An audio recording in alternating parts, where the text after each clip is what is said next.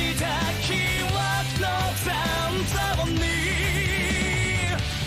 限りないダッシュハウの手優しき頃よのハウテ Et salut les gens, c'est Maxime, c'est un plaisir de vous retrouver aujourd'hui les amis pour parler d'un animé. Bon, certains vont me dire, mais what the fuck Maxime, pourquoi tu nous parles de ça maintenant? C'est déjà hyper connu, c'est déjà reconnu chef-d'œuvre depuis très longtemps. Tu nous prends pour qui Maxime quoi? Eh bien sachez que je n'avais jamais vu ni lu Maggie, du coup, donc l'animé dont on va parler, je précise bien animé puisqu'effectivement je ne vais pas parler du manga. Je vais parler, par contre, je vais englober du coup les 2 saisons de Maggie en animé, plus également le préquel du coup qui se concentre sur un autre personnage, Sinbad pour pas le citer, a.k.a. le meilleur flexeur de l'histoire de l'humanité, et le perso le plus stylé également. Mais les gens, on va faire ça à ceux qui s'inquiètent, sans spoil évidemment, parce que bon, c'est tout l'intérêt de Maggie, hein, on peut le dire, hein, c'est de suivre l'histoire, d'apprendre... Tu crois que t'as un plot twist, tu dis oh my god, et après t'en as un autre, tu dis waouh, mais jusqu'où ça va aller? Mais avant tout ça, un peu de remise en contexte déjà. C'est quoi Maggie? De quoi ça nous parle? Ça nous parle tout. Enfin, je vais pas vous dire à ce pied, je vais plutôt vous faire façon imaginer un peu qu'est-ce que c'est Maggie. En gros, c'est quoi? C'est simplement un monde où se juxtaposent entre guillemets plusieurs pays, plusieurs civilisations. Vous avez l'Empire romain, vous avez l'Empire chinois, vous avez l'équivalent d'Israël, vous avez l'équivalent également de l'Angleterre, tout ça, vous avez également l'équivalent de l'Afrique. La Tunisie est représentée, c'est quand même assez sympathique et assez, assez peu orthodoxe et assez rare pour être signalé. Et il y a évidemment également le monde arabe, puisque bon, le perso principal de Maggie se nomme Aladdin ou Alibaba, mais bon, je pense que le perso principal, on peut le dire quand même, c'est Aladdin, en tout cas dans l'animé.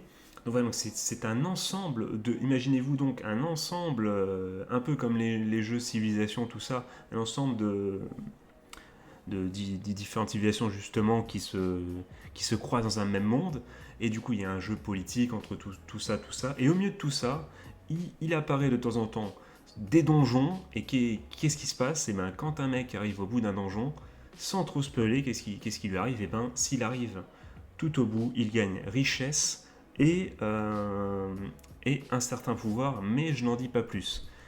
Et du coup, ben, vous allez me dire, mais à quoi ça sert tout ça? Pourquoi tu me dis ça? Et bien en fait, l'intérêt de Maggie, ça va être tout simplement de suivre les évolutions, je dirais politiques, que ce soit au sein d'un État, puisque bon, les persos principaux vont un peu voyager, nous faire découvrir le monde en même temps qu'ils le découvrent, et ben, une fois arrivé à chaque pays, effectivement, il va y avoir une petite histoire avec une morale, souvent placée sur le signe du destin. C'est un thème clé si vous aimez ce genre de réflexion. Le destin, est-ce qu'on doit le suivre? Est-ce qu'on doit s'y opposer? Jusqu'où aller? Jusqu'où doit-on le réfuter? Doit-on l'accepter? Tout ça, c'est partie intégrante de Maggie, et je trouve ça très très cool. Et il y a donc ça. Et il y a à la fois, en plus de à chaque fois de ces aventures dans ces royaumes, il y a également des relations politiques entre les différents pays. Et donc il y a des bons trucs, il y a des discussions, il y a la politique, tout ça. Également, bon, vous l'avez donc compris, vous l'avez donc deviné plutôt pour ceux qui n'ont pas vu l'animé, vous imaginez bien que si un donjon pop et que le mec, dans un pays, que le mec arrive, gagne, et du coup a donc un certain pouvoir, incompris, et des richesses, il va pouvoir influencer peut-être les relations de son pays, au sein même de son pays, et pourquoi pas même plus haut, puisque vous le savez, l'humanité l'a prouvé au travers de l'Empire romain, tout ça, et de tous ces exemples, que bon, on veut toujours conquérir plus. Quand on a quelque chose, on veut toujours plus. C'est l'humain, il est comme ça. Et donc, effectivement, il risque d'avoir des conflits internes, mais aussi externes, tout simplement. Tel vous, quand vous allez à la cantine, êtes-vous interne, êtes-vous externe? Dites-le moi dans les coms.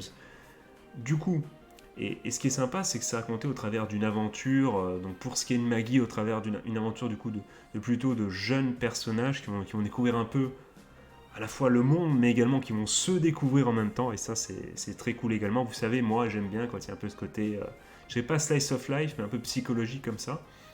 Ensuite cette aventure, et là vous allez me dire Maxian, ouais je suis pas sûr, c'est bof ce que tu me dis, et ben ok, je vais te dire quelque chose qui va te faire plus kiffer, t'es prêt? 3, 2, 1, go. Il y a des bastons énormes, il y a du Sakuga à gogo, c'est niveau epicness et les combats arrivent à une telle puissance à un moment, franchement c'est les combats, c'est certains persos, tu te dis Goku Ultra Instinct en face, il arrive, il se prend une droite, il est fini. C'est ce niveau-là les gars, c'est ce niveau-là de badassitude.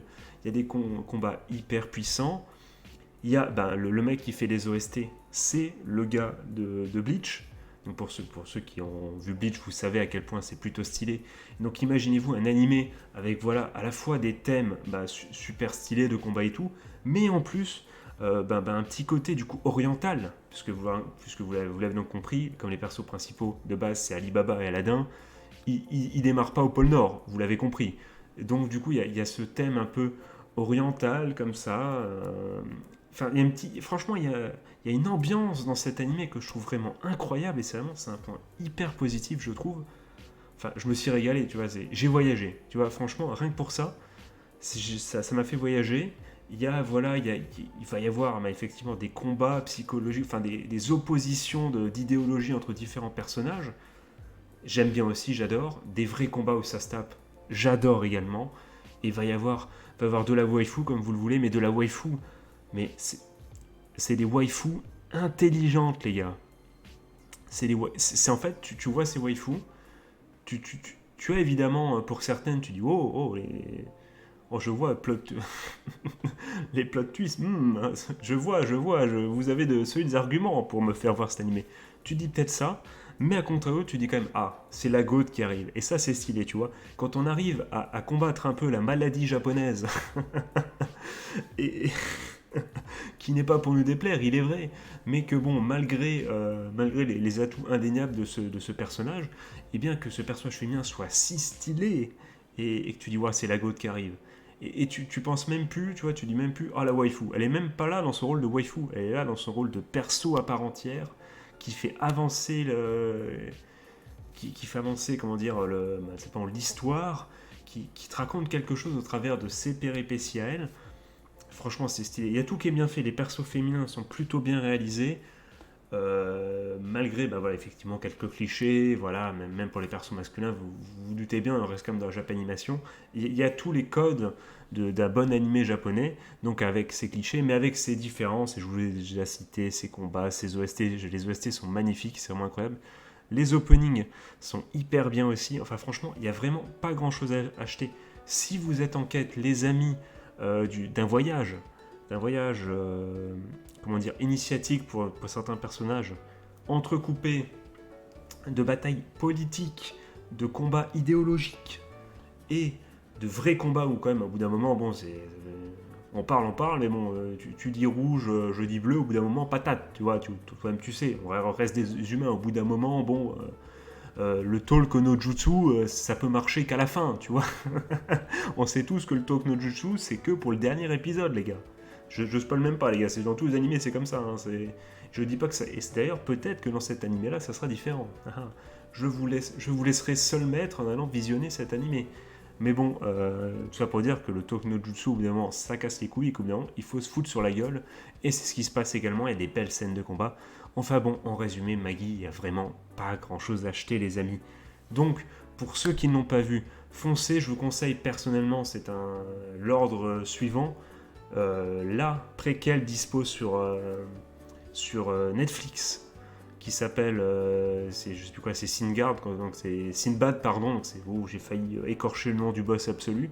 Donc c'est les aventures de Sinbad, mais c'est Maggie, je crois qu'il y a Maggie quand même dans le titre dans Netflix, vous le retrouvez, vous tapez Maggie dans Netflix, vous trouverez, ça sera donc la préquelle, et après vous enchaînez toujours sur l'animé, sur les deux seules saisons à ce jour, Sniff, parce qu'en plus c'est One Picture, je crois qu'il fait ça, et ils envoient la sauce, la max.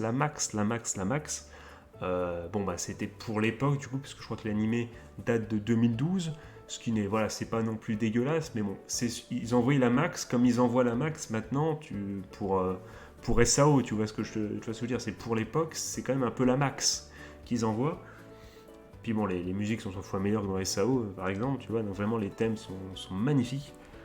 L'OST, au moins télécharger l'OST, ça peut vous servir, même pour lire d'autres mangas, vous mettez ça dans la Convada, c'est incroyable. Les OST le mec qui fait les OST de Bleach et du coup de Maggie, c'est un génie, le gars, il y a rien acheté. D'ailleurs, c'est lui, je crois, qui revient pour la suite de Bleach, et c'est la meilleure nouvelle de l'histoire. Donc bon, donc qu'est-ce que je disais? Donc oui, donc je disais quoi? Je sais plus. Enfin bon, que vous aimez les voyages initiatiques, encore une fois, tout ça, les persos féminins, pour une fois, qui sont des goats, si vous aimez ça. Ah oui, je parlais de l'autre, je parlais de Lord, pardon. Lord, donc oui, donc vous continuez avec Maggie les deux saisons en animé. Il n'y en a pas de troisième de prévu. Il risque de ne pas en avoir parce que A1 Picture a d'autres chats à fouetter, il me semble. Ça se trouve, j'ai fait plein de. Ça se trouve, c'était pas ça du tout. Je m'en excuse si je vous dis de la connerie, je vous dis de la merde. Sauf que bon, il n'y aura pas de saison 3 ça c'est sûr, de Maggie, quasiment, malheureusement. Et après, vous pourrez enchaîner sur le manga Maggie, puisque dites-vous qu'avec deux saisons de 24-25 épisodes, les deux font 24-25, on arrive voilà, à la moitié seulement, voire oui, la moitié du manga Maggie. Et dites-vous qu'en plus, que plus ça va continuer, plus ça va partir dans des délires fou. Et ceux qui l'ont, je pense, déjà vu le manga à la fin, ça commence à envoyer de la max, mais c'est apparemment, enfin, vu l'animé, mais d'après ce que m'ont dit ceux qui ont lu le manga, ça n'a absolument rien à voir et ça part vraiment dans des délires de ouf. Mais donc après, tu continues avec le manga et à la fin, tu repasses sur le préquel avec Sinbad, mais en manga, parce que là, je crois qu'il n'y a qu'un tiers seulement du manga qui est adapté. Voilà. À noter également que c'est une mangaka.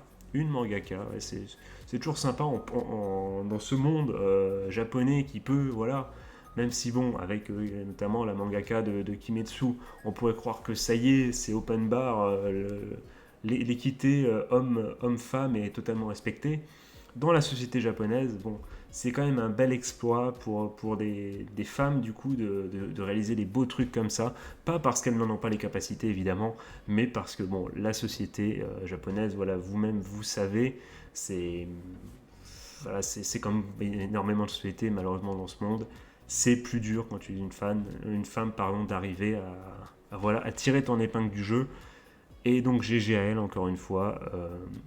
Et c'est stylé, voilà. Et Maggie, c'est très très bien. Du coup, dans les coms, les amis, dites-moi ce que vous avez pensé de l'œuvre, sans spoil évidemment, si vous l'avez vu, si vous l'avez lu, peut-être un petit message pour encourager ceux qui voudraient se lancer dans l'anime en disant, bah voilà, en plus le manga après devient hyper stylé, tout ça. Si ça ne vous a pas plu, dites toujours sans spoil, mais peut-être avec. Il y a moyen sans spoiler de donner des exemples, tu vois, de pourquoi t'as pas aimé, ce qui est ton droit. Ça serait intéressant justement d'avoir l'avis de quelqu'un qui n'a pas aimé cette œuvre. Et voilà, tout avis est bon à prendre. Dis-moi ce que t'en as pensé. Voilà, sur ce les amis, ça conclut un peu cette petite vidéo vraiment détente. Comme vous pouvez le constater, j'ai pas trop développé sur justement cette idée de destin, sur la géopolitique. J'ai pas fait d'analyse sur les persos. Ça serait très intéressant, une vidéo full spoil sur Maggie, mais elle n'arrivera pas tout de suite. Je voulais juste vous donner envie d'aller voir cette œuvre. Je ne l'ai pas dit, mais les deux saisons de Maggie, malheureusement, enfin non, pas mal. Enfin, malheureusement, oui et non. Ils ont été un jour licenciés dans des simulcasts, mais depuis, il n'y a plus. Du coup, il faut aller sur Internet, et aller du côté de Fantrad, du coup, qui sont du coup légitimes et autorisables, hein, vu que de toute façon, sinon, tu peux plus les voir. Tu peux plus voir tout simplement Maggie. Donc je trouve ça. Donc allez foncer, vous avez juste tapé Maggie Vost FR, les gars, faites l'effort et vous sur l'ordi vous avez les deux saisons qui arrivent, premier lien si vous voulez. Je vais pas le faire, mais vous y arriverez sans aucun souci. Voilà. Donc sur ce les amis, je vous souhaite de passer une bonne journée, une bonne fin de soirée, un joyeux Noël, c'est jour de Noël. Je vous fais des gros bisous, je vous retrouve très très bientôt pour de nouvelles aventures. Peut-être de nouveaux marathons que je me fais comme ça sur un coup de tête, je ne sais pas les amis, je vous en dis pas plus. Moi je vous fais des gros bisous. C'était Maxian et j'enlève mon chapeau et je vous salue bien bas, des bisous.